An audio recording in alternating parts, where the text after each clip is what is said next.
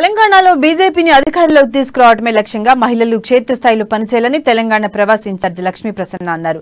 ఆదిలాబాద్ జిల్లా కేంద్రంలోని జిల్లా కార్యాలయంలో ప్రవాస్ జిల్లా కార్యవర్గ సమావేశాన్ని నిర్వహించారు.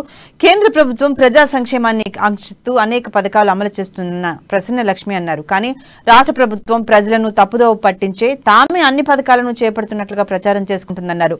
క్షేత్రస్థాయిలో నరేంద్ర మోడీ ప్రవేశపెడుతున్న పథకాలు ప్రతి ఒక్కరికి తెలియజేసే విధంగా అవగాహన కల్పించాలని సూచించారు. ఈ కార్యక్రమంలో మహిళా మోర్చా అధ్యక్షురాలు ధోని జ్యోతి, రాష్ట్ర నాయకురాలు చిలుకూరు జ్యోతిరెడ్డి, ఉమామహేశ్వరెడ్డి, నివేదిత వజే, పద్మగౌడ్, హరిత, అనిత తదితరులు పాల్గొన్నారు.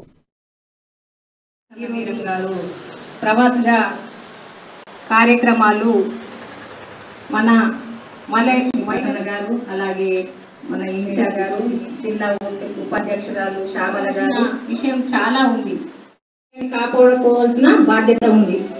ఇంకా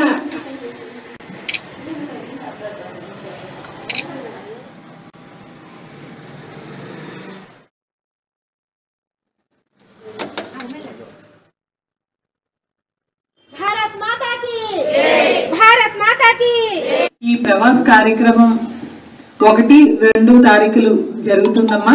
ఈ ప్రవాస్ లో ఆదర్శ్ అంగన్వాడీ కేంద్రాల్లో కేంద్ర ప్రభుత్వం ఇస్తున్నటువంటి నిధులు ఏ విధంగా ఖర్చు పెడుతున్నారనే విషయంలోను, వారికి పూర్తి స్థాయిలో అందుతున్నాయా లేదా లబ్ధిదారులకి అనే విషయంలోను, అలాగే ప్రధానమంత్రి ఆవాస్ యోజనలో భాగంగా ఇల్లు ఎంతమందికి మన జిల్లా నుంచి వెళ్ళాయి అలాంటి రిపోర్ట్స్ తీసుకోవడానికి, అదేవిధంగా మరి జీజీహెచ్ కి సంబంధించి గవర్నమెంట్ అని గర్భిణీ బాలింతలు ఎవరైతే ఉన్నారో వారికి ఇచ్చే నిధులు 6,000 రూపాయలు ఏదైతే ఉన్నాయో అవన్నీ వారికి పూర్తి స్థాయిలో అందుతున్నాయా లేదా, ఈ ప్రవాస్